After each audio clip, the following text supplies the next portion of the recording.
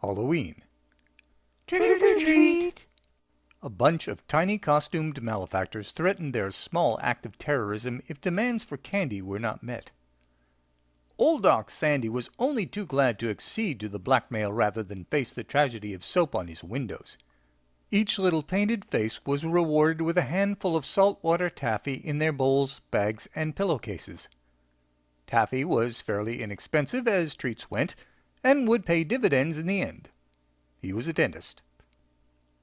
Behind the doc's house and over the brow of a hill sat a less fashionable dwelling.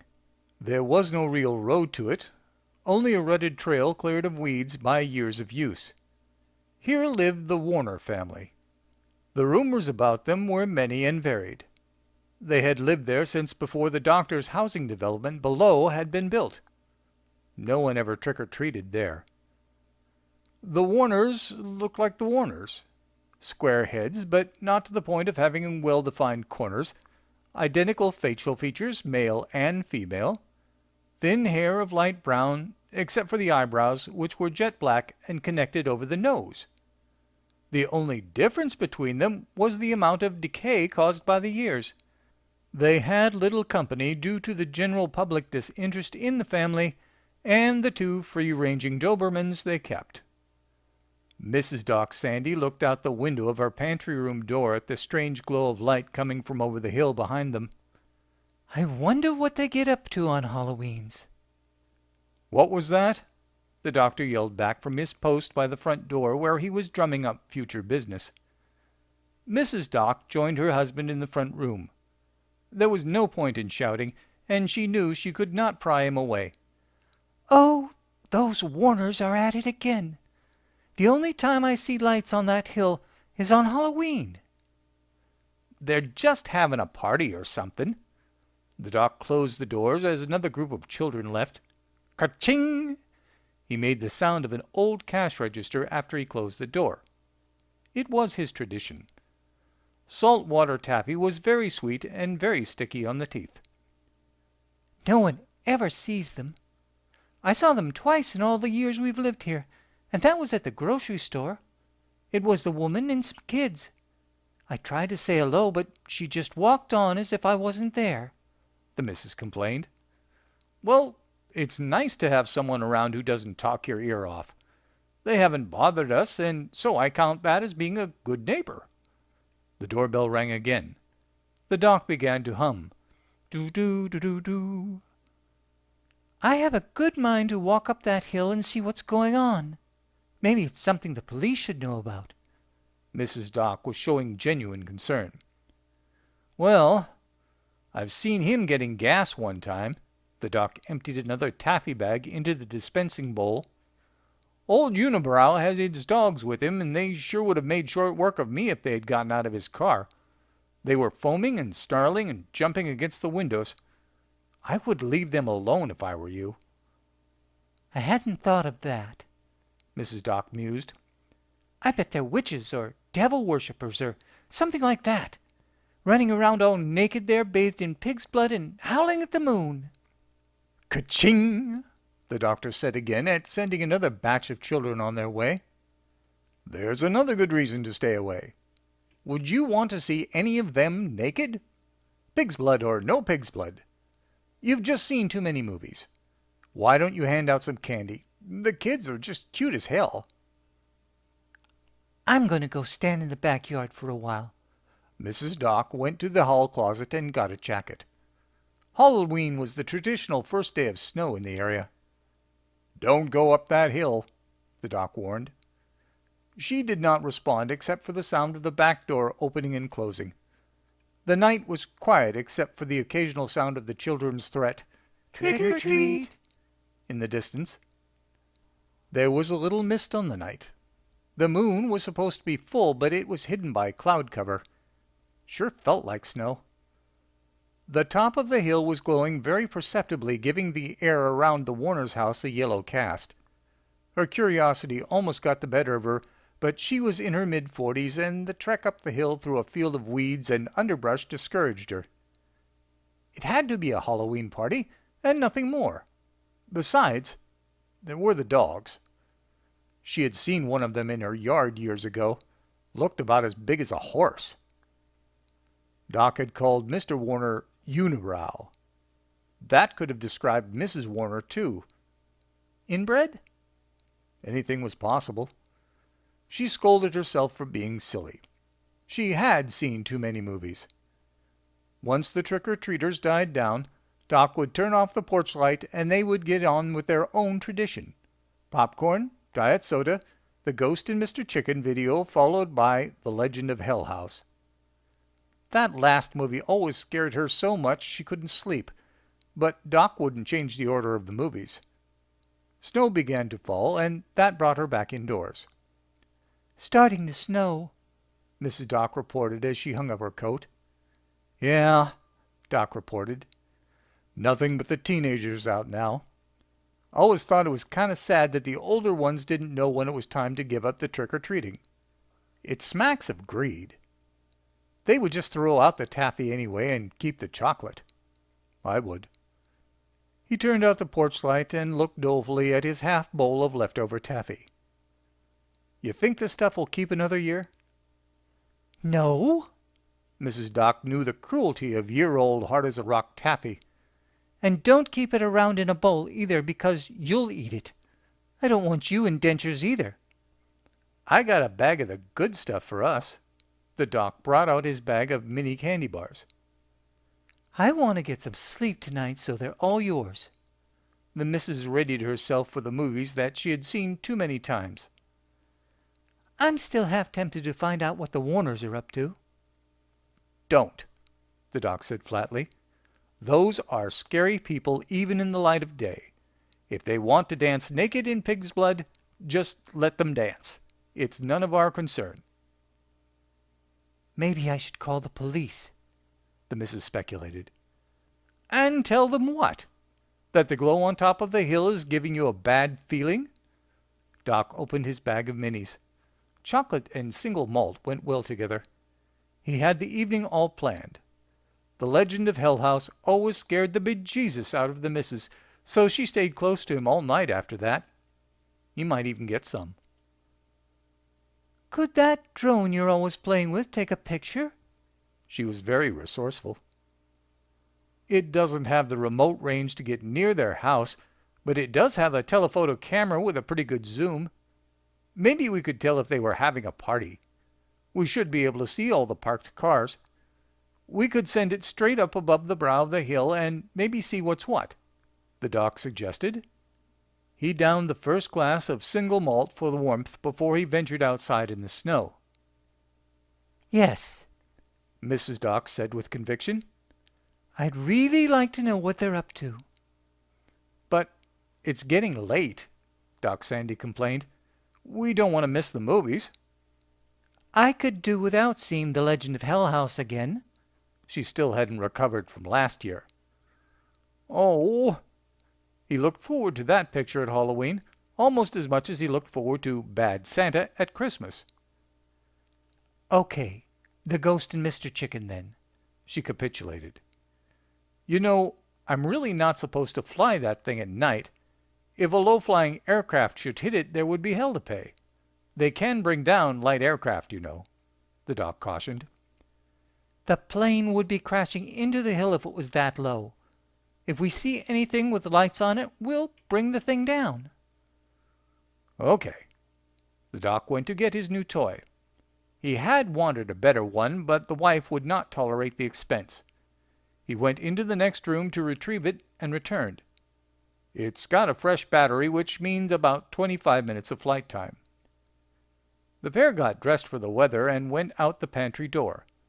Without ceremony, he put the drone on the ground and fired up the remote. The real-time display lit up. The machine took off. "Keep an eye out for plane lights or motor noise," the Doc insisted. "I don't know what we could do if we did see an airplane. It descends slower than it ascends. I wish you would have let me buy the better one." $3,500 so you can peek in windows? I don't think so." Mrs. Sandy spoke with conviction. "And who is doing the peeking now?" Doc accused. "It's the Warners," she hissed back at him. as if there was some sudden need for secrecy. Okay. It's about at altitude, and we can see something. And there it is. They both stared at the LCD screen. They've got a pretty good bonfire going in the backyard. They must have gotten a permit, or the fire department would have shown up. Can you zoom in any more? The missus clutched his arm. He looked in the dark at the controls. I should have brought a flashlight. I don't see any cars around their house. Just the old wreck that Unibrow drives. Use the flashlight on your phone. She suggested a simple solution. I don't want to use up the battery, he said. Look, is that the body of a pig hanging from the rafter there? Mrs. Doc was seeing what she wanted to see. No, I can't tell what it is, but it's not a pig. I can get a little closer, and there's old Unibrow tending the fire. And he's naked? Exclaimed the missus, pointing at the LCD screen. No, he isn't, Doc scoffed and took another look at the screen. Yes, he is. And he's pointing at the drone. How can he see anything in the dark sky? Just then the screen on the remote control went blank. Immediately thereafter they heard the distant sound of a woman crying, "Oh, shit!" in a voice of panic. This sound was followed closely by a scream that seemed to be getting nearer in a great hurry. A few seconds later they heard something big hit the ground in their yard. The doc took the phone from his pocket and put it in flashlight mode. On the lawn they found the nude body of a woman painted crimson, oozing blood of her own as if the victim of a great fall. A few seconds later they heard something else drop, but it was much smaller and much lighter. A moment or two later they found the drone impaled through its core on the handle of a broom. Scalar displacement. "What's going on?" Dad asked, coming in the door and being totally oblivious. I don't know. I just got home too. Mom was a dedicated parent, but still clueless. I'm really starting to worry about him. Dad watched the boy run by, concerned about the marks on the new flooring. Yes, this is odd behavior, but I don't think there's anything to worry about. The boy ran up the stairs, stomping his feet and seemingly making as much noise as possible. They both watched in amazement. The room was suddenly still with the absence of the thunderous ruckus. They both watched the upper stair landing where the boy had disappeared and awaited his return. You know what I found between his mattress and box spring yesterday? Mom said quietly, watching the landing. Girly magazine, I expect. He just did turn 14. Dad's attention lapsed. He was hungry. Are you making anything for dinner? Are you crazy? Mom admonished. When would I have time for something like that? Just making sure that you didn't mind if I grazed the fridge. He went into the kitchen and inspected the contents of the Frigidaire. You can't be shocked. It's been a long time since Playboy was as bad as it got. Whatever the girl was doing in the photos, I just hope she wasn't doing it with a wildebeest. No. Mom sneaked by under his arm, which was holding the refrigerator door, and snagged a beer. It wasn't girls at all. It was a biography of Nikola Tesla. I could only hope it would be girls. Dad regained his perspicacity. Ah, cold pizza. Appropriate for all meals. He exited and went to sit on the living room couch. It often doubled as a dining area. Mom joined him, being satisfied for the moment with her repast of beer. The house was now quiet. The boy was in his room and safely tucked away for the moment. Dad attacked the pizza and thought about getting a beer of his own. He eyed the TV remote sitting on the coffee table. What exactly is he up to besides being crazy? I walked in, Mom recounted. He was shouting at me something about finding a scholar, and then ran into the kitchen and got your cake mixer. The little handheld mixer or the big one with a bowl of its own? Dad liked to have all the details. The little one, she explained, and took a long pull on the beer. It calmed her a bit. And then he ran down into the basement with it. A second later he came up again and begged me for a measuring tape. I asked him what he was doing, and he said something about scholarly displacement. Good. Little mixers are cheap. What is scholarly displacement? Dad had never heard the phrase. I asked him. She finished off the beer and got up for another, then returned before continuing her thought. He gave me one of his answers that always gives me a headache, some gobbledygook or another, and then he went back into the basement. I wish he would get interested in girls. I'm interested in girls. Dad put his hand between Mom's pants-covered legs. Me too. Mom put down her beer on a side table. She had recently mentioned something about being considered bi-curious and liked to tease him about it. You know any? Girls, I mean? The boy thundered down the stairs again, rushed by them, and disappeared into the basement. He undertook the return journey almost immediately and as loudly. "What's going on?" Dad shouted at him on the second trip by. The boy was a little out of breath, but managed to say, "Just a minute."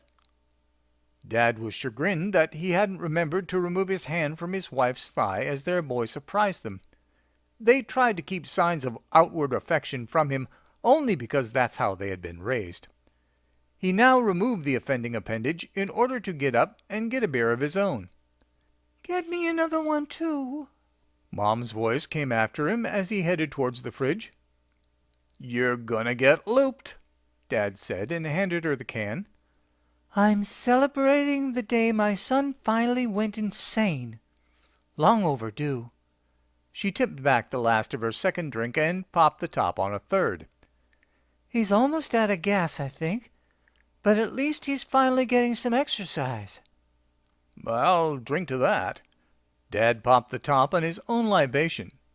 They clinked the cans together in salute, and he grabbed for the remote. "What you want to watch?" Got anything good recorded? "Nothing really. We could flip through the free movies again." I'll do that. You go get me a blanket. Mom assumed optimum snuggling position with her feet curled up under her. Pop, pop, came two loud sounds like overfilled balloons breaking, one from upstairs and one from the basement. The two sounds overlapped. Dad stopped in mid-stride during the blanket retrieval, and Mom's focus shifted from the movie menu. They waited for the other shoe to drop. "Damn!" came their son's distressed voice from upstairs.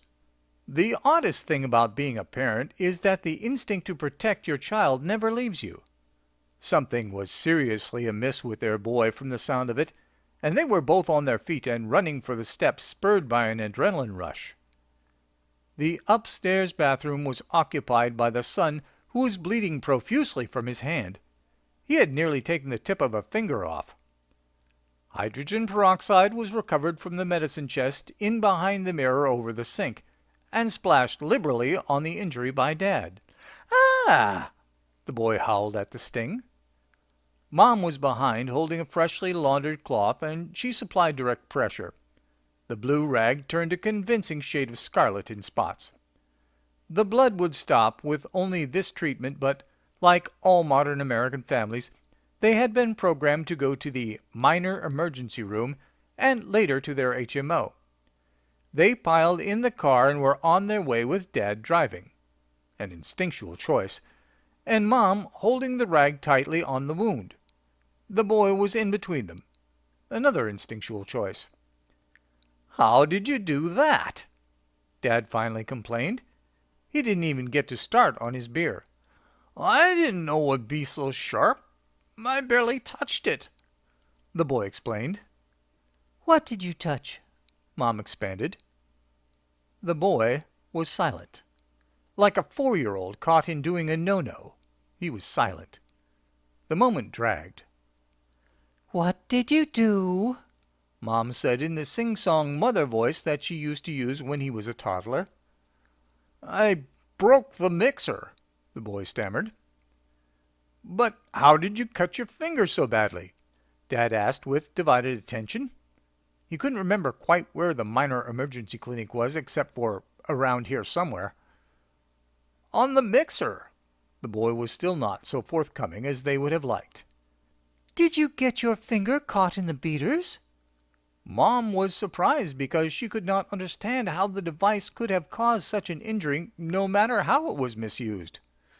"No." The boy made an odd-sounding reply in the negative. "So what exactly were you doing?" Dad found the parking lot at last. "I was using the mixer as an object in my scalar displacement experiment, and I tried to measure as close as I could, but I guess I got it a little wrong and didn't get all of it. The plastic edge on the housing looked really sharp, and I tried to feel the edge, but I guess it was really, really sharp," the boy replied haltingly. Dad parked and shut off the engine. He examined the wounded area, and the blood was no longer dripping onto the floor mat. He thought for a moment about saving the thousands of dollars that it would cost to go through the doors of the emergency room, but then decided better safe than sorry. Mom hustled the boy out of the car door on her side and then went into the minor emergency room and began to fill out forms. Then she filled out some more forms and regretted having the beers. Dad was supporting his son at the elbow, but he didn't really need support. "But," Dad began after running the boy's explanation through his mind, "I didn't see you take the mixer upstairs. Mom said it was in the basement." Yeah, but like I said, the boy was now holding the rag on his finger himself, I only got a piece of it with the scalar displacement thing, and, well, half of it is still in the basement anyway. The rest of it is in my room, and it must have severed the plastic housing at an atomic level, 'cause I didn't even feel it when it cut me. It was just all of a sudden bleeding. I'm really sorry about the mixer." After filling out a small novella of forms, a medical professional came to guide the boy back to the treatment area. Mom went with him. The treatment amounted to a cleaner rag being applied with a bromine-based antiseptic. All would be well with her son again. Dad was sitting in the waiting area doing a web search on his phone for scalar displacement. Andy about pissed himself. The Heretics of Salsola. The 18-year-old acolytes, dressed in their ceremonial long white shirts, and nothing else, entered the cavern in torchlight. They saw the altar stone caked in blood of ancient sacrifice. Nothing recent, but still it was blood. Human blood. Here they would make due diligence to the great god Salsola. Torches sputtered in yellow flame, making the only sound in the otherwise silent cavern, until at last one of them spoke. The altar stone beckoned. I am not screwing on that thing, Evelyn said calmly. Shush! He'll hear you, Mark whispered, his knees shaking. Who'll hear me? We're the only ones in this damp old cave. Salsola is everywhere. It moves on every breath of wind. Mark's reverence in this most holy place was exceeded only by his horniness. Yeah, I know. My mom made me read that book, too. I don't mind a fix-up, and you're cute and all, but this arranged marriage thing has got me a little worried. This can't be right. Do you really believe that you were conceived on that rock? And that's real blood? Evelyn was somewhat incredulous. You're blaspheming. Mark was still horny, but now somewhat indignant as well. You really don't want to marry me either. Like, how do you know I'm not knocked up already? What would the church or your parents say if the baby came out black or Asian? Two whites don't make a Wong. Someone would suspect. You're not a virgin? Mark was still incredulous, and the horny was fading. Not since I was 14. Bill Staniluski did me under the bleachers after band practice. Evelyn moved closer to the sacred altar stone. She illuminated it with the light on her smartphone and had a closer look. What is 100-year-old blood supposed to look like anyway? Staniszewski was my best friend in middle school. He would have told me. Mark protested in a voice loud enough to bounce off the walls in an echo. Bill Staniszewski Sr., Evelyn clarified. He was the band bus driver. Oh. Mark had all the air let out of his horny balloon. He moved over to the rock and inspected it himself. There were reddish-brown bits of something that could have been blood at one time. His mind shifted to the analytic studies that he enjoyed so much. I didn't know that North American Indians practiced blood sacrifice, except for the Anasazi, and they didn't so much sacrifice their victims as eat them. Indians? Evelyn raised her very left-wing eyebrows in surprise. Native Americans, please. Why would they sacrifice to the great Salsola? They wouldn't. Mark was in his more comfortable academic pose now. Salsola worship was imported from Europe with my great-grandfather's people from Poland after the American Civil War. You want some root tea? I spiked it. Ooh, gimme. Evelyn took the light of her phone and shined it around the cave. There were paintings on the wall depicting something. She unscrewed the top of her thermos and poured herself a cup. Ooh, that's strong. My mom said it would help with the transition. What kind of transition are we talking about? Evelyn moved towards the back of the cave in exploration. The passage narrowed, but it went back quite a way. Into womanhood? Mark didn't know if he was supposed to follow her or not. That ship, as my dad would say, has sailed, she said in her increasingly more distant voice. Have you ever been back here? I don't know that anyone comes here except for the consummation ceremony, and they wouldn't go beyond the torchlight. What did you spike this with? Evelyn held up the thermos top she was drinking out of. My mom did it. Mark was feeling completely out of his element and a little embarrassed. I think she called it by a number. 151? Yeah, sounds right. Can I have a sip? Mark noted the change in her speech, a little rounding of the consonants. Here. She handed the cup back to him. Should have put that aspartame shit in it. It's a little bitter. So, are you a cherry boy? I don't know what that is. Mark didn't get out much. I thought so. That's a boy who hasn't done it yet. I still don't want to do it on that rock. People died there. Doesn't that bother you? Murdered. For real. Evelyn was losing her tough girl pose to the spiked tea. Mark gulped the liquid and experienced a change in perspective. It burned going down, and he noticed for the first time the point sticking through high on Evelyn's thin white ceremonial gown. They were nice. They were really nice. Oh, boy. She put a hand on the altar stone to steady herself. I think I drank that a little fast. A gift from the root of the great Salsola.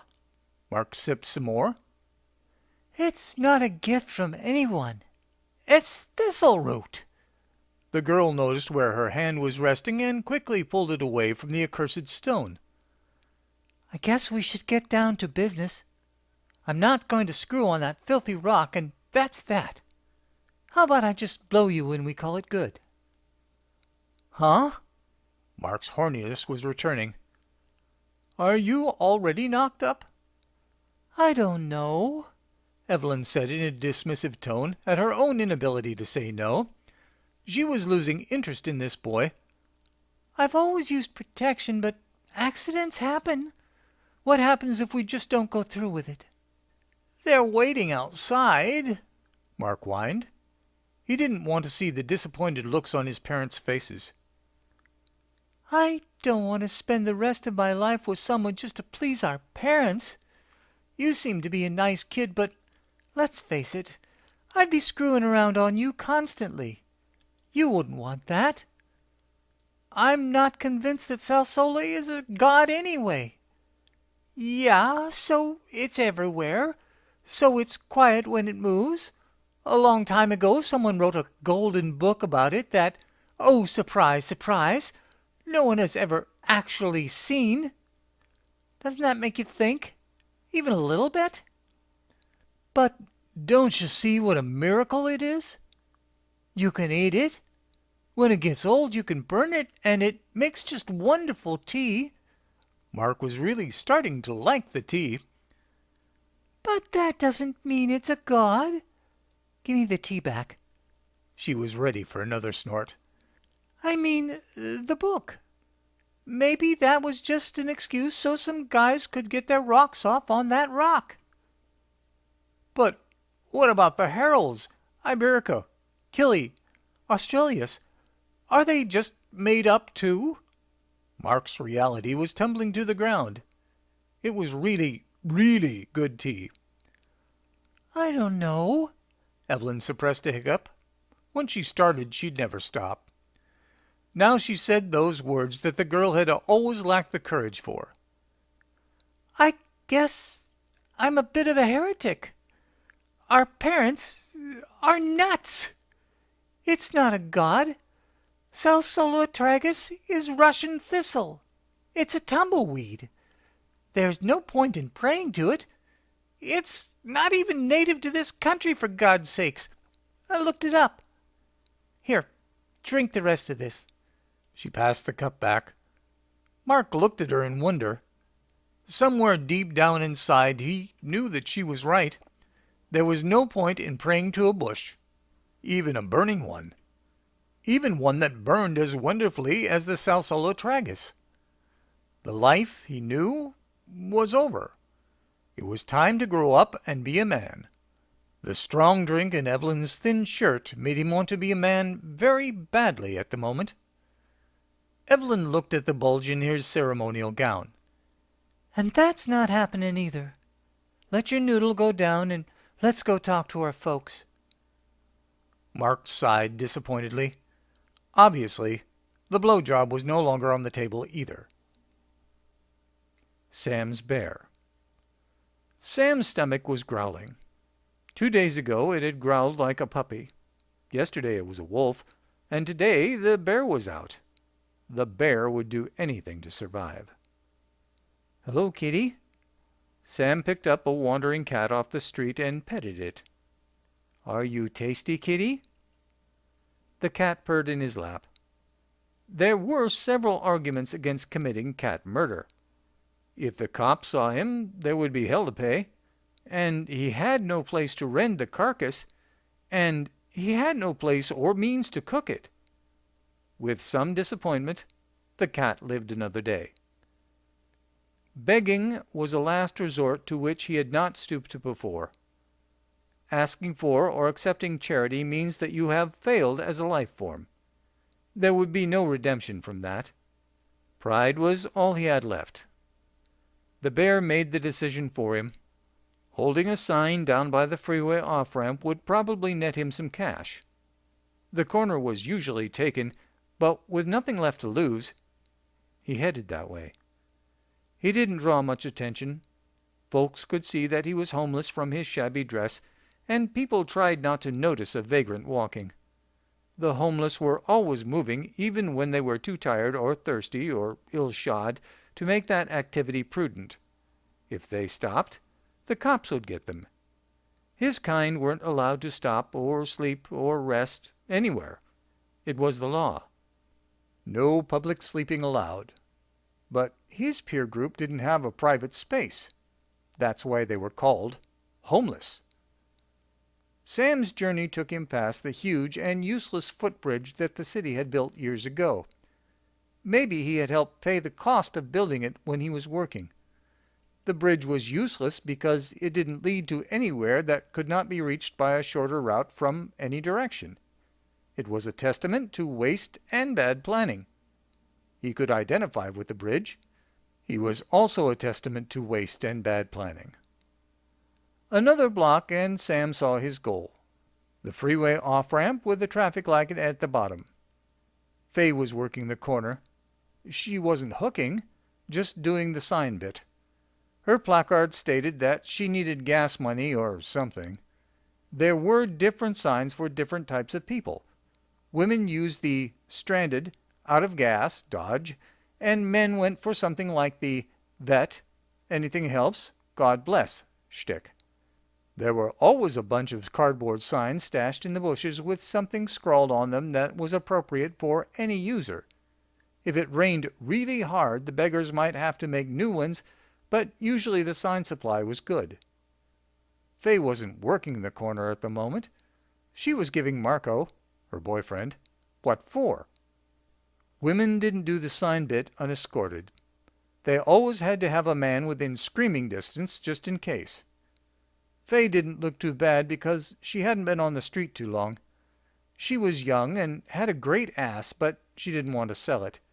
She got lots of help with her out-of-gas situation from the motoring public.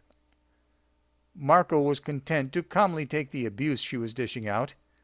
He wasn't responding emotionally the way she wanted, so she just hauled off and belted him. It was a pretty good shot, too. He put up his hands in surrender and walked off. Their argument would only get worse from there. Lucky day. Hiya, Fay. Sam had shown up just at the right moment. Oh! Fay was still pretty mad at Marco and wasn't too happy with men in general at the instant. Fuck you, Sam. Maybe later. That's what Sam always said when someone fuck you'd him. You need a new partner for the sign bit? I don't think Marco's coming back. It was only 2 o'clock in the afternoon, and the best signing time wasn't until around 5 when people got off work. Okay, she said grudgingly. Then she emptied the cash out of her front pockets and put it in her back. This is already mine, and I'm not splitting it with you. That's fair. Sam took up his post just out of sight in the underpass while Fay did the sign bit a few feet away. You don't look so good, she said between traffic cycles of the cars stopping at the light. Little hungry, he said, underplaying the growling bear. B of E was giving out sandwiches for lunch. You should have got one. She didn't look over her shoulder at him, but kept facing the traffic coming down the ramp. The homeless grapevine was always well supplied with news of who was giving away what. The new wave of cars stopped at the light, and Fay tried to make eye contact in order to guilt the drivers out of their money. One of the motorists waved something at her through his open window, and Sam got ready to spring in case she was grabbed. The light changed, and the car sped off, not to be seen again. Wow, that was a 10, Fay said in surprise. Here. She got 5 singles out of her back pocket stash and handed them to him. I'm going to take a few, so why don't you get some Twinkies or something before you fall down? It was only a block to the used food store. That's what they called the local outlet grocery. As he went in, there was a big display of out-of-date cheese substitute, and he got a 2-pound loaf for $1. It really was out of date, but that stuff never went bad. He also bought a pound of off-brand bologna. That left him $2. He hurried back to Fay. When he got there, he found her still out of sight, sitting in his spot, taking a break from the sign bit. They opened the bologna and had a couple of slices each. He started on the cheese substitute, but she didn't like the taste. "This is good stuff," he remarked about the cheese. Well, I'm glad you like it. Fay's attention drifted. You can have the corner. I'm going down to the women's shelter and see if they've got any clothes I can go job hunting in. This is getting old. Can't get a job if you got no place to stay and no phone and no car. Sam stated the facts known only too well in the homeless community. I can take Marco back for a place to stay. He's got a phone, and maybe the car isn't a must-have at the start. Yeah. Good luck. Thanks for the spot. He looked through the assortment of ready-made signs and chose the standard God bless message. Fay drifted off, having done her good deed for the day. It felt good to help someone tame the bear. Getting a job was unlikely without a car, and the homeless were prohibited from driving for lack of a license, and insurance, and a car with wheels that would stay on, and gas and oil, and the car license, and a place to park it, and... Sam stood in the coveted place at the side of the off-ramp under the traffic light. He wouldn't do nearly so well as Fay, he knew. Blatant sexism. Maybe he would report the drivers to some official on that score. That thought made him smile. That and the cheese substitute. The bear had stopped his growling and wouldn't maul him from the inside, for today at least, and that was good. And there was someone stopped at the light who was waving $1 at him. The elusive villain. The note read, "Some people are just born bad, wicked, evil, whatever you want to call it," the note began, and then there were the usual ramblings of a madman. Teachers, healthcare workers, firefighters, and police were all mentioned and included in the evil group. Then it concluded, "Very truly yours." The letter was unsigned. "It was sent to you care of the Herald," said the Herald newspaper associate's editor after handing over the letter. He had given the lowly unpublished novelist time to read it. "Why me?" the man asked. He did not know the condemned man, nor did he have any association with the newspaper. He had never even had a subscription. "Don't know," the editor said with a large sigh. "We would have preferred one of our own journalists, but we understand that you're an amateur novelist. I read some of your stuff. It's not bad, but could stand a polish. Anyway, we're willing to hire you on a temporary basis to interview him for an hour. He won't talk to anyone else. The last words of the most prolific serial killer of all time is going to sell some newspapers." "And maybe get me noticed," the would-be novelist suggested. He was all about the greed, too. "I don't care if you edit the hell out of it, but I want credit for the story." The editor nodded to agree. "I want that in writing," the novelist said. The editor hesitated, but nodded again. "I'll bring the agreement and the press credentials when I come tomorrow. About noon, okay?" Now it was the novelist's turn to nod. The editor left without another word. The door shut with power, but not quite a slam, and seemed in character with the editor. The novelist looked at the rambling letter again. What did it mean? Did it mean anything? Wasn't it just the rantings of a killer on his way to hell? Really, there was only one big question, and that would be answered on the day after tomorrow. Tomorrow and tomorrow, and... It had taken more than an hour to get through the security on death row. The prisoner was dressed in an orange jumpsuit conspicuously bulged at the hip, covering his diaper. "Great to see you," he said with a genial smile. The novelist was taken off guard.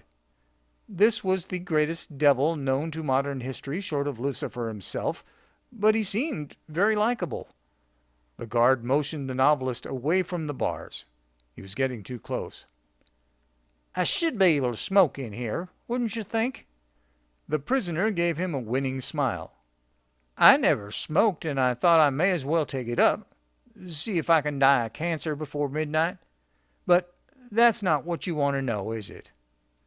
The novelist just gave him an inquisitive glance. The prisoner went on without missing a beat. "You want to know why you. Why did I ask you here?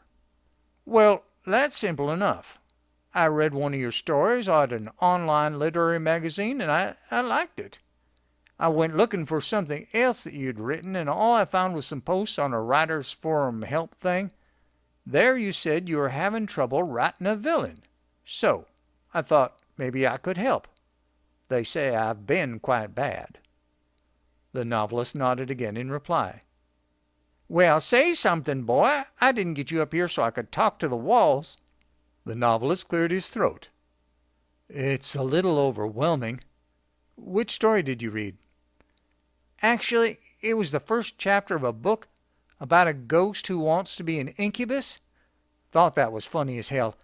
I don't suppose that you put that online anywhere that I can get to it? Yes, I did. As an audiobook, and posted it as a free download. Damn. I could have killed some time with that. The man paced in his cell. I got a chuckle or two out of it. I wish I had time to hear it, but hey, I'm sure the newspaper sent you here with a lot of questions, so shoot. Why did you torture the girls before you killed them? The novelist swallowed hard as he asked. Writing a murder mystery is one thing. Interviewing a murderer is another. To throw the police off the scent, he said playfully. The only part I really enjoyed about these girls was the rape. I just killed him to cover that up. Police are always looking for a pattern. They think that rape is an act of violence and not sex. That threw them for a loop. Everything has got to fit in a neat little package with cops, and then you get profiled, and of course the profile is nowhere close. I had them chasing body parts and wondering if I took souvenirs. You know, I offered to stop killing if they would stop chasing me. Straight up, I did that. But they can't let things go, so I didn't stop. And I would have, too. You can hang the last 30 or 40 of those little bitches on them. Are you afraid? The novelist read down the list of questions. Of the electric chair? Of dying? He said with a curious inflection. No. Everyone dies. What's death? Things go on around you, but you no longer notice? Why would anyone be afraid of not noticing? Why did you turn yourself in? The novelist went on. I was tired of the game. Hell, they were never going to catch me. Except for the pussy, I never really liked it. Truth be told, I'm a little squeamish around blood. The prisoner began to pace in his cell. Why did you cut off their hands? Again, a dodge for the police. I knew they would try to make some big psychological shit out of that, but there wasn't anything to it, really. Okay, just one more question from the list. Did you give the police a complete accounting of your victims? There were several more things the newspaper wanted to know, so the novelist had to guess at which one seemed most important. No. The prisoner pulled himself closer to the bars. The guard seemed to get more interested. Why not? That question was not on the list. Because they only asked me about the girls? Dumb bastards. One of the guards got up with a word to his fellow to make sure that the novelist stayed in his chair. Then he went outside the holding room, probably to the nearest phone. If there were more victims, somebody would likely want to know. Oops! I stirred the hornet's nest now. Damn. I expect our interview is about to be cut short, so ask me what you really want to know. You want to know about that note I sent, don't you? About villains? Yeah, what does it mean? Villainy is all about greed. Love of money is the root of all evil, as they say. Does that tell you what you want to know? I think the warden is probably on his way. They're going to want to know about the boys now, and I have an appointment I don't want to be late for. I doubt that they'll let you stay. No, I don't understand. What was that all about teachers and firefighters? The prisoner seemed flustered. He turned away to face the back wall of his cell. Do you know how hard it is to stack BBs? The novelist tried to make some sense out of the last statement, but finally shook his head. You've lost me. Babies. You know, babies? Those little round pellets that you shoot out of air rifles? Well, anywhere. They're really hard to stack, what with being round and everything. It's really hard to do, and I expect to do it well, a person would need all sorts of training, maybe even a college degree to establish the coefficient of friction between them and some damn thing like that. But the point being, when all is said and done and the effort has been expended, All you've got to show for it is stacked babies. That's my message. That's why I did all those girls. And for the pussy, of course. I had to do something to emphasize my economic message. No one was listening to me. No matter what job you do, you have to produce something more valuable than the amount you're paid.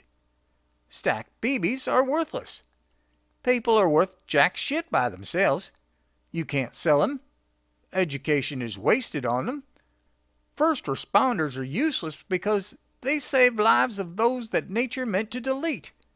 All government money fountains like DOD and DOE, Department of every fucking thing, are useless. Shit. No one understands that you can't work for the government because the government doesn't have anything to pay you with. Money, but that's just paper with numbers on it. And all this country really has to trade anymore is stacked babies. That is to say, nothing of any real value to anyone. No one makes anything nowadays. Hell, we even import our BBs. You killed all those people, the novelist said slowly, because you were worried about the national debt? The condemned man looked at him with eyes wide. That? And the pussy, yeah. The novelist was struck with the sheer horror of it. He had seen some of the man's crime scene photos, and the faces were coming back to him. All those women dead. For a political agenda. Worst of all was the gnawing feeling that it made some sort of twisted sense to the novelist. A sickness welled up inside him, and he lost what little lunch he had eaten. One of the guards handed him some paper towels and a dustpan to clean up the mess. That gave him something useful to do, and the novelist was glad of it. A man in a nice suit came through the door, and the novelist was escorted out. "Nice talking to you, young man," the prisoner called after him. The novelist returned to his apartment and began to work on the piece for the Herald. It would be a nice payday, and the byline might help him get the attention of a publisher. He finished that story and put it aside to breathe before editing it.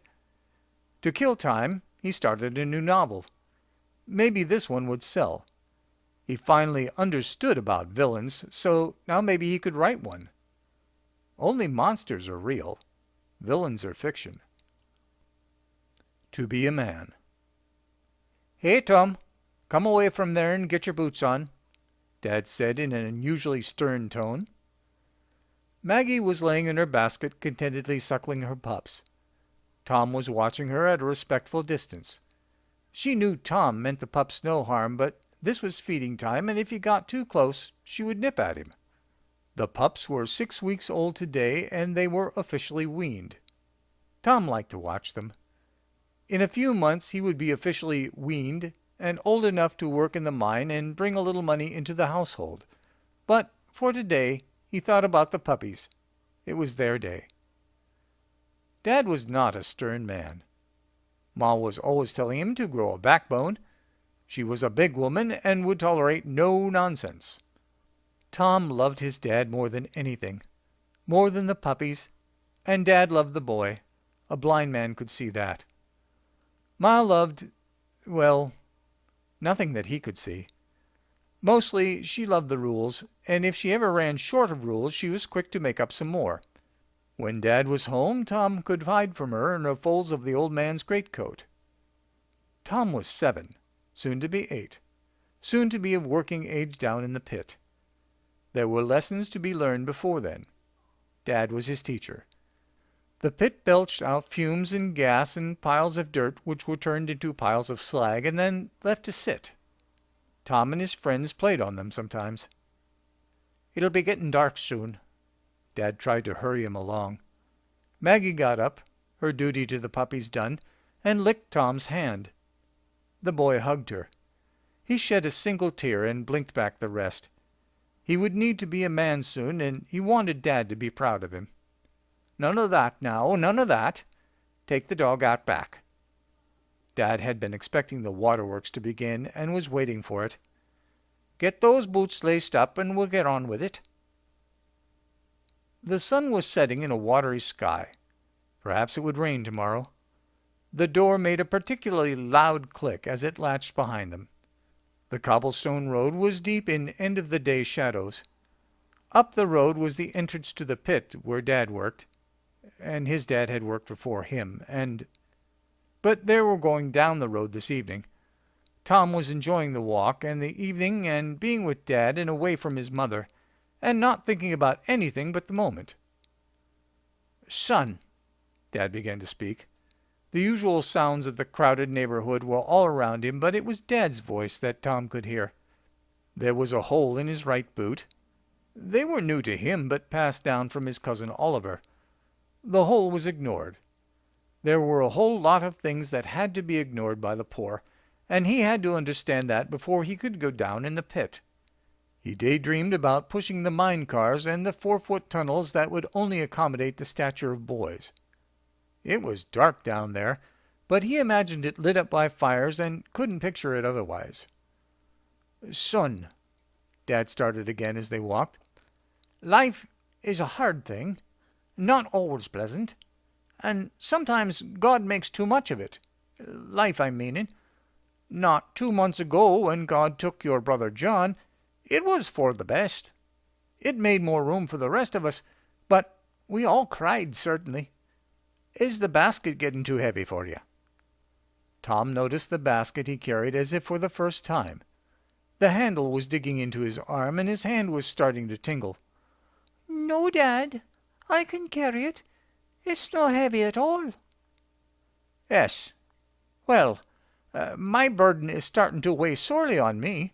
Might we trade for a while?" Dad took the basket from Tom's arm and substituted a bundle that weighed almost nothing. It was cloth of a loose weave that used to hold potatoes. Tom hated potatoes. Every meal since he could remember having meals. Potatoes. If only there was something else, anything else to eat. The pair walked on wordlessly after that. The sun was just setting. Soon it would be time for bed, but they were far from home. He had missed the evening ration of potatoes, and it should have been replaced by gnawing hunger, but wasn't, for what needed to be done. The stones of the street became slippery with water as they walked towards the river. "Tide's up," Dad said dismissively. "Tide's up," Tom echoed, really not knowing what a tide was. The tears felt as if they might be coming back, but he must be stoic for Dad's sake, to make him proud. "Now, it's a hard lesson we learned tonight." Dad stopped by the edge of the river and put the basket down. "And I'm asking you to be a man long before you should be required, but I'm asking nonetheless." Dad dropped to one knee and looked Tom in the eye. Tom's face was steady and resolute. The last of the day faded with the last of his little boy. "I'm proud of you," Dad said, and put a hand on Tom's little shoulder. "On with it, then." Tom knew what he was to do. The potato bag he carried was nearly as tall as he, but he held it open at eye level with a stern face. "A boy no more from this night," Dad said, and opened the basket next to his bended knee. "Now the pups are weaned, they'll starve. Maggie can a hand for them. There's nothing else for it. God just made too much life this time." Maggie's puppies yelped and fussed a little as Dad put them gently in the bag. He knotted the top of the bag, kissed Tom on the forehead, and in the act of rising threw the bag in the river. It sank quickly. "A boy no more from this night," Dad repeated with a hand on his shoulder. They turned for home. Dave's Odyssey of Royal Blue.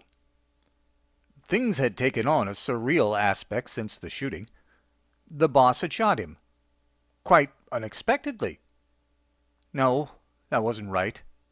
He was staggering through the hall certainly, but not bleeding. That wasn't right either. The gun shot him? No. The boss shot him? No. The gun was fired, and now he was wounded, staggering towards his office. No. There was no gun. It hadn't been fired. He had been fired. 30 years and he had been fired from the company he helped to start. his mind refused to accept it. The glass door of his outer office appeared strange, bending and oddly shiny in a surrealistic way. Behind it sat the highly attractive receptionist, who wore a highly attractive royal blue fake silk top tied at the neck with a pinkish-red fake silk scarf. That was surreal, too. His mind fixated on it. If there was the possibility that someone had slipped him some psychotropic drugs, that would explain it, too. "Good morning, Mr. Bloomfield," the receptionist said, as she always did. When the world has gone suddenly surreal on you, you might as well enjoy yourself. There was nothing left here for him to protect. He had always been something of a joker, although his position in the company had never allowed for that particular indulgence. But now... "May I play with your tits?" he heard his own voice say, as if at a great distance. Wait, that didn't sound like a joke. The receptionist showed surprise. It took an extended instant for her to answer. "No." "I thought you said this was a good morning." The crude jest allowed his mind to refocus a little. It didn't go over as a joke either. Again, there was a delay in her response. "I may have overstated." He could read her mind. Ka-ching, it said in the sound of a cash register bell. This was sexual harassment. It was blatant sexual harassment. If she had a witness, she was rich. She looked through the glass to the inner office where Shirley, the executive assistant, was seated. Shirley, too, had a look of surprise. "Don't cash that sexual harassment check yet," he rained on her parade. "I was just fired, so I'm not your boss anymore. I'm just a guy who wants to play with your tits. And your everything else. You can still sue for harassment, but I don't think you have a case. Sorry." Bloomfield explained with a bit of regret. Ordinarily, he would never have said such a thing, but the surrealism or the drugs had forced him. He walked to the inner office and passed by Shirley's desk. "Hi, Shirley." Bloomfield opened the office door and left it open while he retrieved his own personal coffee cup. Yesterday's grounds were dumped out into the wet bar sink. Stopping at the computer, he made a single mouse click and then came back out. He considered it and tossed the cup in her wastebasket. "What did you just do on the computer?" Shirley asked. She had been spying on him for the big boss all along. "I just deleted my porn collection," he said with surrealism leaking out of him from every pore. "You didn't even know it was there, did you? FYI, it is possible to hide one computer file inside of another. You guys never would have found it. I knew you were spying on me, but that doesn't matter now. It's been great working with you. All the best." He reached over the desk and shook her hand. For all the years they had been together, she didn't know that he was the pornography type. He turned to leave, and she stopped him. "Mr. Bloomfield?" As he looked back at her, she lifted up her gray top and flashed him. The 50-year-old boobs were unforgivably saggy. It was the thought that counts in any gift. He smiled briefly and left the office. He didn't know she was that type either. Now he had to cross the gauntlet of the receptionist whom he had just rudely embarrassed himself in front of. With any luck, she wouldn't even speak. "Mr. Bloomfield?" So much for luck. "You're much too old for me, and besides, you're married." It was a really nice shade of blue on her. "Not after she finds out I've been sacked." His mouth was running, and he couldn't stop it. "I am only her meal ticket. Been that way for years. As soon as I tell her about being fired, she'll be out the door like a shot. Or I will be. I can't see her giving up the house." His face turned red, and Bloomfield groped futilely for what to do next. He felt like crying, so he did that. There was no point in not displaying his emotions now. His life was gone. His runaway mouth was still going strong. Anyway, I always thought you were sexy, and that blue top really sets off your eyes. It's getting me excited, which hasn't happened in a while, what with the wife being like she is and the years catching up with me. Anyway, I'm sorry for the remark. It was highly inappropriate. Bloomfield could barely see the elevator buttons for the watering eyes. He dried them on his sleeve as the doors opened. The synthetic fabric of his suit coat refused to absorb anything. There were many things to do now. These events had been planned for some time ago, just in case, but he never really thought fired would happen. He was indispensable. Or not. The first stop in the plan would be the bank. Then his broker. He had to clean out his accounts to keep them from the wife, and get some cash. A lot of cash. After that, he would get roaring drunk. Once he was thoroughly soused, he would call the wife. Maybe. That was optional. "That's it for you. You're cut off," the bartender said in authoritative tones. That meant it was time to quit. It was best to leave choices like that to the opinion of professionals. Operation of the floor was difficult. The beer allowed for rational decisions, although not good decisions. He took the phone out of his pocket and hit a speed dial number. "Hi, it's me," he said haltingly. I know it's you. I have caller ID. The wife's voice came back. "Just got canned." He listened for a response. "Anyway, I'm drunk. I've been cut off. Shirley showed me her tits, and I didn't even have to ask. That was good. You don't show me your tits anymore. So, the reason I'm calling is that I just want to clear the air. I think I'm on the verge of something, but I don't know what. But in reviewing things, I still don't know for sure, so I want to know. Why the hell did you marry me in the first place? You don't even like me, and let's face it, you never did." Bloomfield played with his empty glass and lowered the phone. "Can I have a cup of coffee and my tab, please?" He took the phone away from his ear. When he replaced the phone, the wife said, For the money. "You cheated on me, right?" He slurred the words rather badly. Oh, all the time, she returned.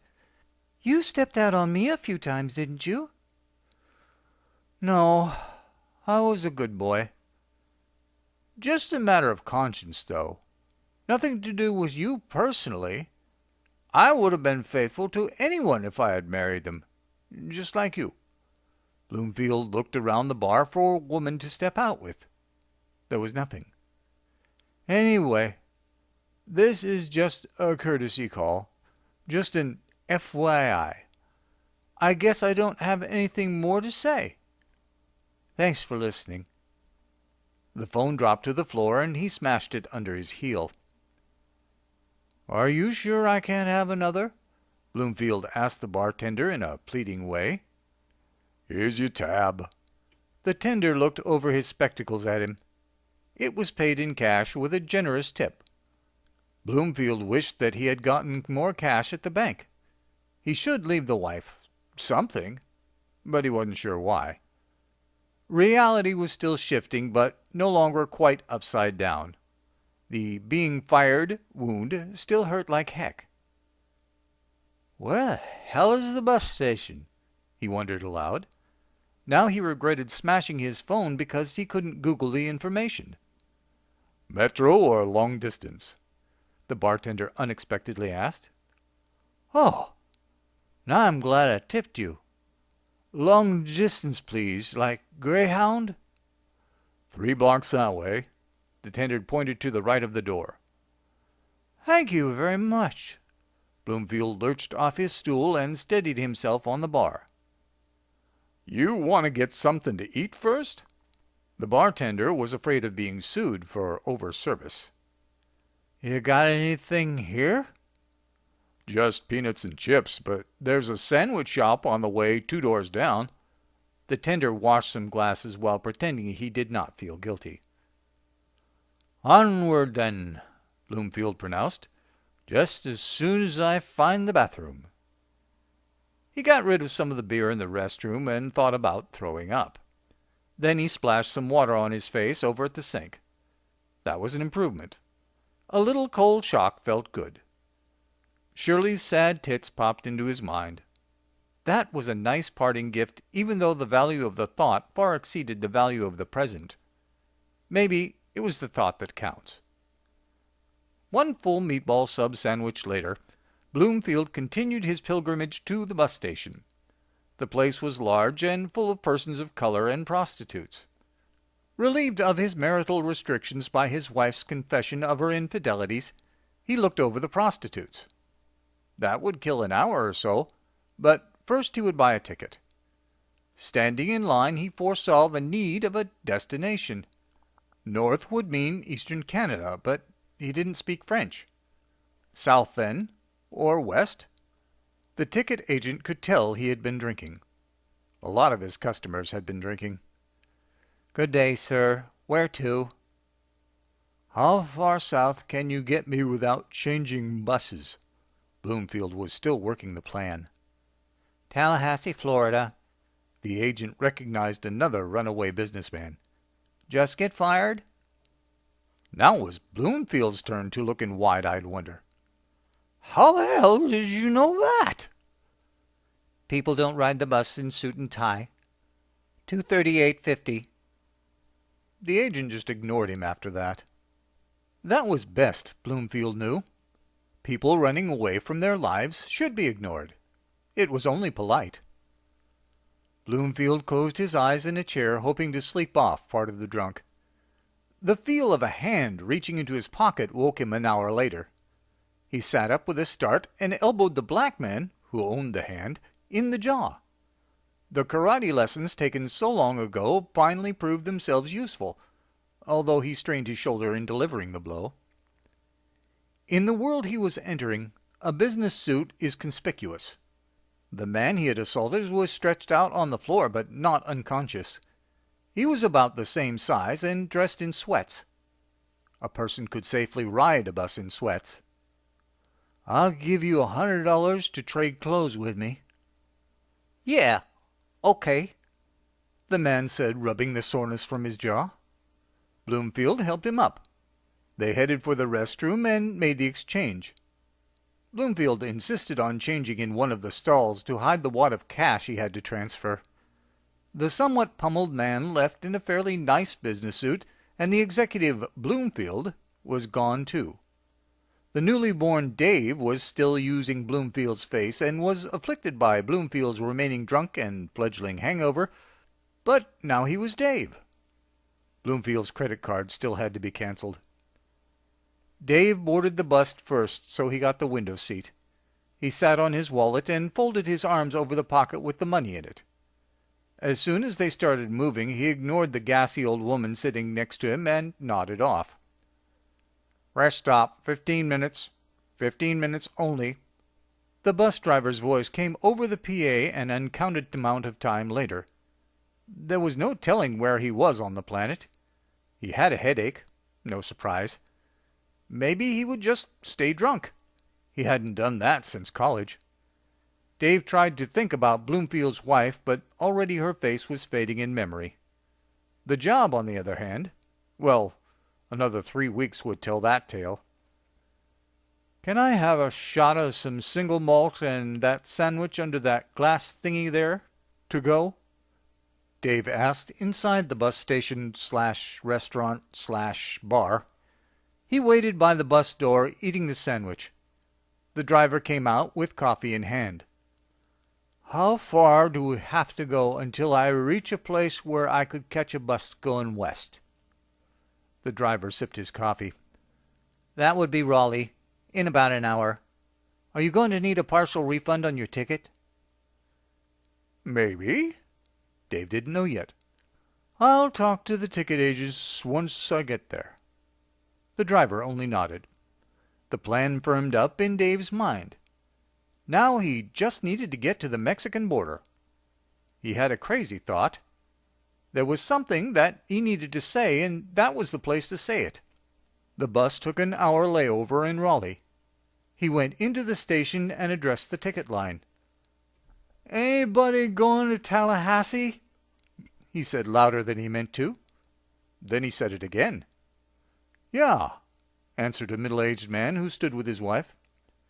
Dave tried to appear not nearly so hungover as he was. "I was thinking maybe you could use this ticket. You see, I've changed my mind about my destination, so I'll have to buy a new one. But this is already paid for, if you'd like it." "What you want for it?" The man eyed him suspiciously. "Oh, nothing. But actually he did want someone to use the ticket and get off in Florida just in case someone else might be tracking him one day. "Just paying it forward, as they say. And it's of no value to me." "Thanks, fella." The man snatched the ticket away before the apparent madman changed his mind. Dave got into the back of the line again. He bought a new ticket for Austin, which is only one of 2 cities he knew by name that he was sure was in Texas. He checked the departure table on the wall and found that he had about a 90-minute wait. With a candy bar from a vending machine, he sat down. Time to think again. If everything would stop spinning.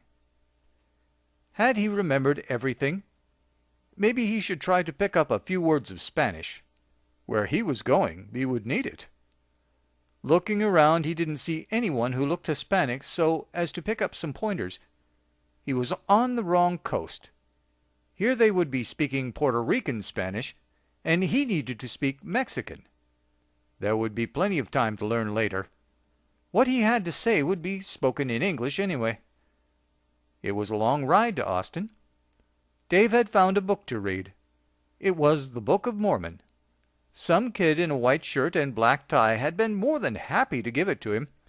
It said that the ancient Egyptians had discovered spring steel. That was news to him. He finished the book because there was nothing else to do, but he wasn't converted. It read like someone's first novel. He deposited the book in an Austin waste bin. Everyone seemed to be very friendly in Texas, but he didn't know where to go next. The Mexican border was his immediate goal. That message of his needed to be delivered. After a bit of inquiry, Dave found himself at a local strip club where he saw the most beautiful women that he had ever seen naked and in 3 dimensions. The girls were dancing their way through the University of Texas. He tried not to look at the spectacular memories and ordered a Lone Star beer. Drinking a Lone Star had been on his to-do-before-I-die list. Almost in passing, he asked the male bartender how he might find a ride to the Mexican border. "What do you want in Mexico?" the bartender asked, just to make conversation. "Nothing. I just want to get to the border crossing," Dave said with as much sincerity as he could muster. "Hey, Pedro," the bartender called into the back room. "You know anyone heading for Mexico?" A rather brown man came out of the shadows. "Yeah.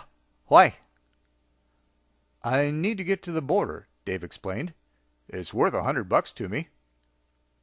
"Okay. Let me get this straight. You want to get smuggled in to Mexico?" Pedro sounded incredulous. "No. I just need to get to the border, but I don't need to cross." Dave explained some more. Pedro made a phone call in Spanish and explained the situation. The party on the other end took some convincing. After that there must have been the usual pleasantries. When he hung up, "Yeah, my cousin is going like right now, if that's good for you. But he doesn't speak any English." "That's fair. I don't speak any Spanish." Dave could be reasonable. Dave only had time for half a beer before the cousin showed up. He wanted the 100 up front. Pedro translated, and Dave passed over the bill. The cousin said, "Bueno, ven." Pedro said, "Go with him. It take you to Laredo. There's no wars there." "Bueno," Dave said. That was the extent of his Spanish. It turned out to be quite a drive from Austin to Laredo. They had passed the time by trying to teach Dave a few words in Spanish. So when they got in sight of the border crossing, Dave was able to say, "Bueno aquí," and the cousin let him out. "Gracias, mi amigo," Dave said, and slipped the cousin another 100 as he got out. He wasn't long in finding a cheap motel, but finding one with a reader board in English was another matter. He asked the desk clerk if there was a place nearby that he could buy some clothes. The sweats were getting pretty smelly by this time. Dave finished his shopping and went back to the motel. Showering and dressing in his new purchases, he threw the smelly sweats away. There were some pretty young girls playing by the pool, so he sat in a deck chair near them and pretended not to look. He sat in the shade. It was hot as blazes. His journeys were done. Nothing to do now but wait. Say the dumb line to the border guard, and wait some more. Just before sundown, the desk clerk shook him awake. The pretty girls were long gone. A shame, that. "Sorry, sir, the pool is now closed." Bloomfield opened his eyes, but then Dave returned. Reality had shifted again. Straight and level now. "Yeah, okay, but my leg fell asleep. Give me a minute." The clerk had to wait for him to leave so that he could get on with his pool closing duties. "You been on the road long? What happened to your car?" "Oh, I guess I'm just having a midlife crisis. I took the bus and hitched. I'm only trying to get to the border." Dave shook his leg and tested his weight on it. He took a few tentative steps. "What's your purpose in Mexico?" the clerk asked, just to be killing time. But there it was! The exact same question he expected from the border guard. He could say his line now if he wanted. It was only a stupid joke that he had thought up north of Raleigh while he was tanked, and this could save him a long walk tomorrow. So he said it, just like that. "You see, my end goal is to become a migrant farm worker in Washington State, and I'm told this is the place to start." It wasn't funny. "Good night, sir," the clerk said. "Good night." And then he limped towards the stairs that led up to his room. It was a small room, painted motel beige, with some really ugly pictures on the walls which he supposed to be inoffensive. He kicked his shoes off and lay down on the bed, still dressed. Bloomfield had no idea who or how many the wife had been cheating with. It didn't matter. It wasn't Dave's wife. He thought about Shirley's parting gift. For all the years he had known her, he wouldn't have guessed that she was that sort. The wound his ex-boss had given him from the firing still burned. Then he thought about the last mouse click and all the porn he had deleted. You really could hide one computer file inside another. Before the porn had been deleted, of course. It unpacked the other file that he had written so many years ago. Now the timer was running and no one would notice. In 2 weeks, it would kill all the company records everywhere and replace them with gibberish. He actually was indispensable. Shouldn't fire the database administrator who wrote your database in the first place, old boss, old buddy, old pal, you dumb son of a bitch, he said to the ceiling. Bloomfield/Dave had been to his broker before he left the city and sank everything he could raise by any means into a deposit on his company's stock. He sold short. If they found the bug before it was triggered, he would be left with nothing but the money he had with him. Maybe he would end up a migrant farm worker after all. If, however, everything went according to plan, the company would fold and he would be rich beyond imagining. Very well off, anyway. Dave drifted off to a peaceful sleep, ignoring the pain of his fired wound and dreaming dreams of royal blue fake silk and pinkish red and tits. Fixed and dilated.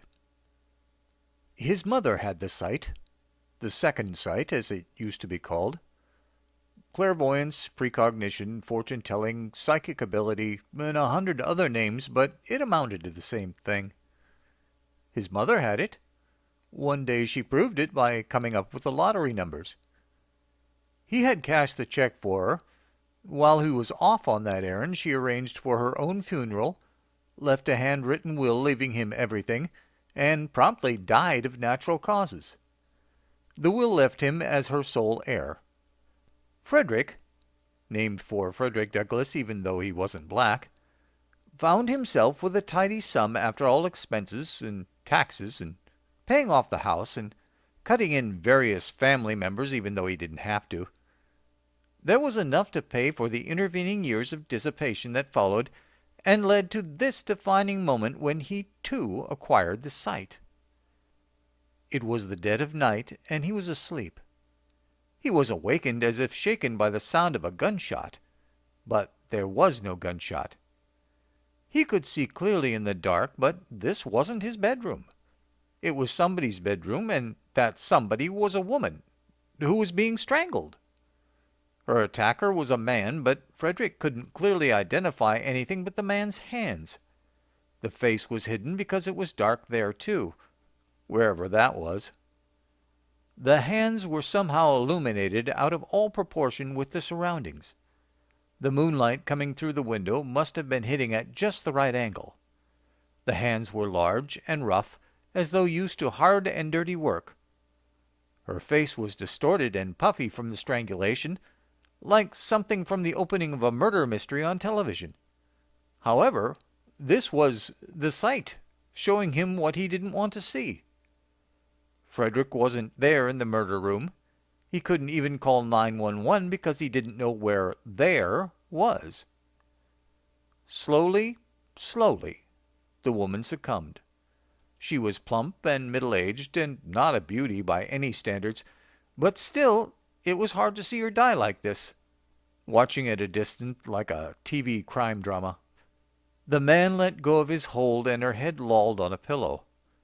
The man and woman were in bed. This was likely her husband or lover of long standing, because he had seen enough of those crime dramas to know that it was always the husband or boyfriend. If he could only figure out where this was happening, maybe he could make a report to someone. He forced his second sight to look out of the window. There were fields and a windmill. Not the sort of windmill that you find in Flemish paintings, but the modern kind usually meant to run water pumps on farms and ranches. That was it then. The farmer had killed his wife. That didn't really narrow things down. There were a lot of farmers with wives, and none of them around Frederick's house. Quickly as it had come, the sight left him. His eyes were open, and he could see his own bedroom ceiling illuminated by the streetlight outside. It must have been a dream, a nightmare. But his heart wasn't pounding, and he wasn't sweating. Or maybe it really was the sight, rearing its evil and ugly head at last. How could his mother have withstood this sort of thing? Witnessing murders and rapes and who knows what all, and being powerless to do anything about them. Why had the clairvoyance chosen a time so late in his life to emerge? It didn't make any sense. He lay there and thought. What to do, what to do? It must have been later than he thought, for the gloom of night was giving way to the first gray rays of morning. Otto would be there soon. They had a fishing trip planned for that morning. Fishing trips always had to begin at the butt crack of dawn. Frederick now wished that he had the presence of mind to look at the woman's eyes while he still had the sight. If all those crime dramas hadn't been wrong, the pupils of her eyes would be wide open and staring into space. That's how one could tell if someone was dead. Her eyes had been opened when the man took his hands away. They glinted in the moonlight, he remembered, but what about the pupils? She would also have petechial hemorrhaging in the eye whites caused by being strangled. The medical examiner would comment on that in every strangulation case he had seen on television. But it was only a nightmare, and not a very scary one at that. Or it really was the sight, passed on from his mother. Maybe he too would see the lottery numbers. The money was running a little thin after all this time. "Hello, Frederick." It was Otto's voice coming down his hall. Funny, Frederick didn't hear the knock. Hello? There was the knock at last. It sounded as though it was on his bedroom door. Come on, old man, those fish won't wait. Otto pushed open the bedroom door to see his friend still in bed. The air was pungent as a chamber pot. The orange light of full dawn was filling the room. Otto stood over Frederick's bed. The two old men had watched a good many of those crime dramas together. Otto peered down at his friend, and Frederick looked back blankly. Fixed and dilated, Otto pronounced. The devil in the details. I am the devil. Humans piss me off. For example, Shirley got herself captured by this crazy guy named Bob, who chained her up in his basement and raped her for about 20 years. She kept having babies, and he kept putting them out of his misery. Ground the little bastards up and flushed them. Granted, that sort of thing happens. Anyway, one day Bob notices that Shirley is getting fat, and she's really out of shape with being chained to the wall all the time. Hard to get exercise like that. So Bob starts thinking about putting her out of his misery too and getting a different one. Shirley, he says to her one day, I'm going to kill you and get another one because you're just too old, fat, and ugly now. And Shirley says, Oh, thank God. Like God has anything to do with it. I get no credit whatever. Completely shortchanged again.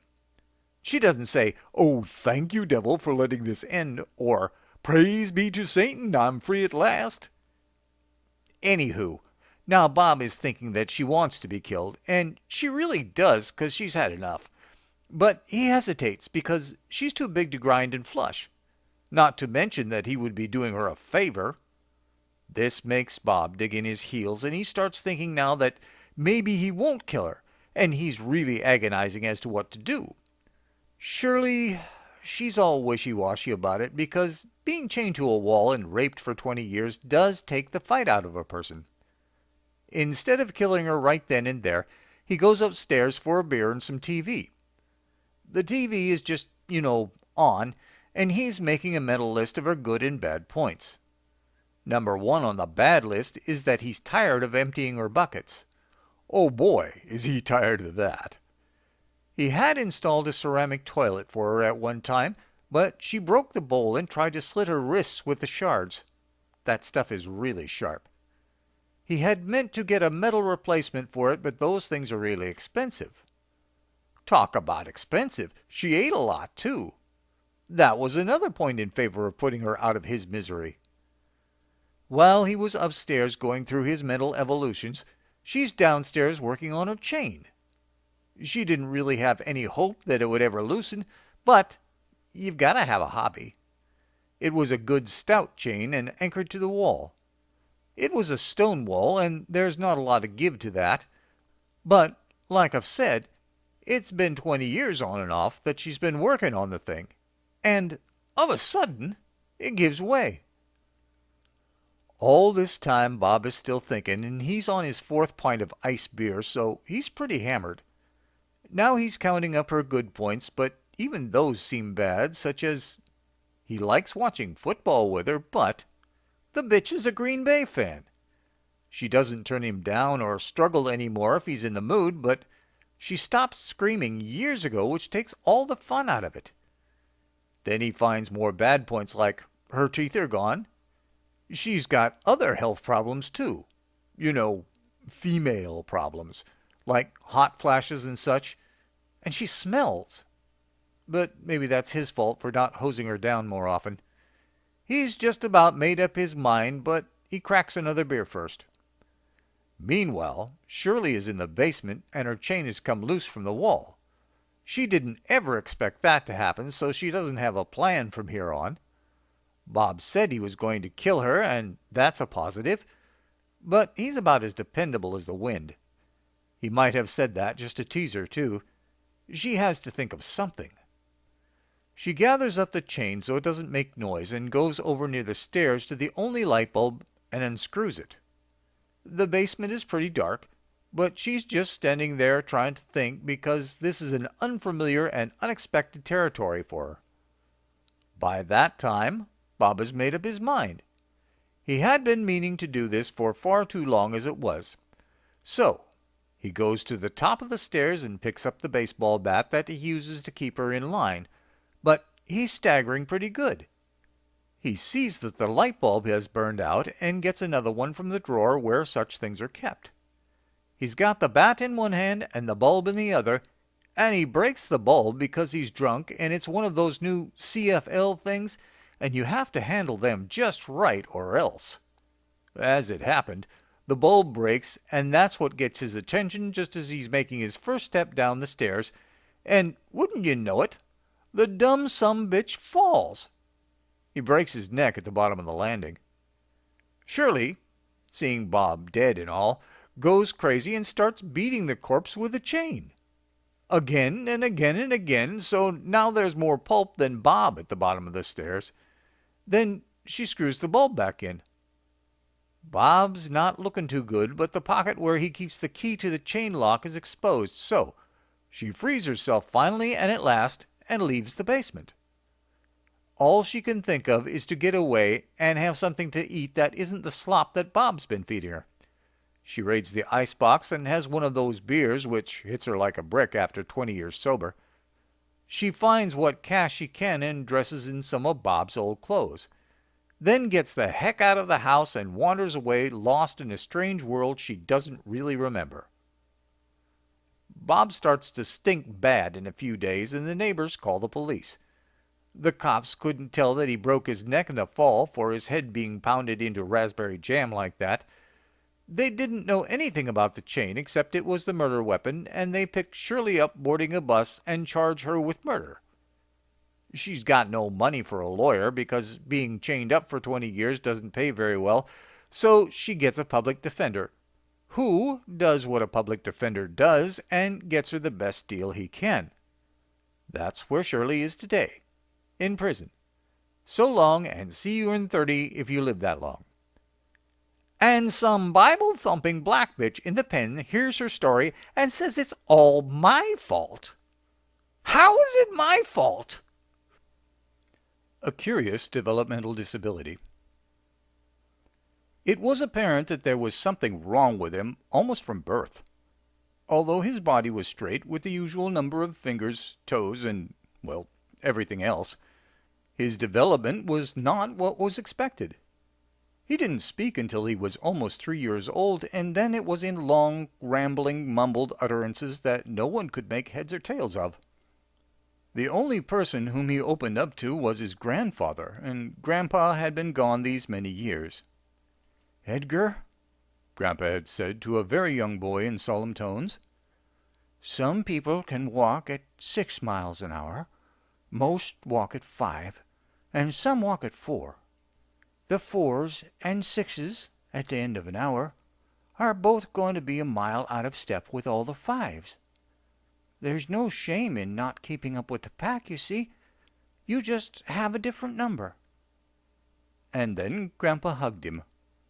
Only Grandpa could hug him. Any other embrace he quickly slithered out of. Edgar didn't know exactly what the old man meant because he was 3 years old at the time. But Grandpa had said it, so he kept the thought close to his heart. Preschool and kindergarten left him in tears by the end of the day. Every day. A crippling shyness ensued from the resulting isolation and further complicated matters. His teachers said that they were sorry, but his ability to communicate, or lack thereof, were seriously hampering his education. His answer to any question was usually monosyllabic or the cryptic 465. That was terse to the point of being rude. Try as he might, keeping up with the pack was impossible for him. Officials recommended home schooling. His father objected to that idea, citing that socialization was what he needed most if he was ever to be a useful member of society. His father was the chair of sociology at a local but prestigious university. The father secretly disdained the son for his lack of academic achievement. As the years went by, school became more and more difficult, until, at the age of 16, he just plain quit. It was supremely difficult, but somehow After yet another bout of ceaseless teasing from his classmates, he found the courage to walk into the school office. Once there, he explained that he would like to drop out and was directed to his guidance counselor. The office girl had to look up the name of the guidance counselor who was assigned to him because Edgar didn't know. There had never been any reason to visit the office before this, except when he was called down to appear before someone or another, who never seemed to be the same person twice. The counselor, Mr. Willingham, sat behind his desk and eyed Edgar as he came in. He had been following Edgar's progress at a distance, and this visit was not unexpected. This was the age when these DD kids usually left school. He really felt for these kids, being constantly told that they were wrong by the teachers, the teasing by their peers. Everything the school system had to offer seemed just beyond their grasp. The counselor leaned over the desk sympathetically, as he had done so often in cases like this, and motioned Edgar to sit down. Edgar's face was red, and evidently his heart was racing. Maybe the school nurse and a blood pressure cuff would be in order. The boy was near tears and breathing heavily. "It's okay," Mr. Willingham said reassuringly. "Whatever is wrong, it's over and done with. Just sit there for a moment, and when you're ready, tell me about it." 465, Edgar said under his breath. The boy composed himself and breathed slowly and deeply a few times while the anger left him. "Done," he grunted in expected guttural tones. "Yes, I understand that much." Mr. Willingham remained calm and detached. That was his job, and the job came first. He would have to draw out enough information to fill out a report.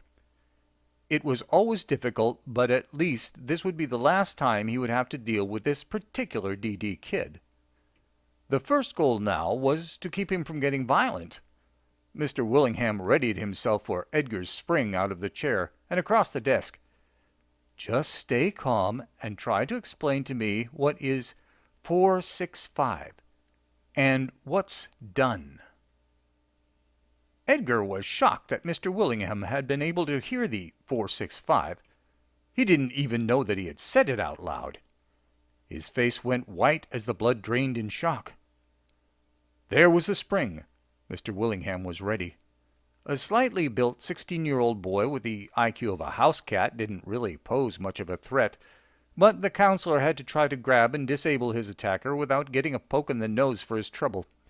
He had been through this before, and so he stood as Edgar did, hoping against hope that he wouldn't get bitten this time. Edgar did not make the expected leap across the desk. He stood lost, without direction, his fists planted firmly on his side of the counselor's desk, leaning on them heavily as if for support. Half in rage, half in shock. "School. Done," he said again, and then closed his eyes and lowered his head as if in concentration. "Done with what exactly, Edgar?"